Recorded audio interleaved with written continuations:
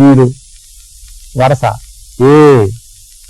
ఏ దేశంబు సమస్త వస్తు వితతిన్ హేరాల సంపన్నతన్ ప్రాదుర్భూతము జెందే సర్వకలలన్ రాజిల్లనే దేశము ఆమోదానూన విశిష్ట శాస్త్ర వితతిన్ పొల్పొందినే దేశము ఆ భూదేవిన్ భరతాంబనించి నుతులన్ ముప్రొద్దు పూజించెదన్.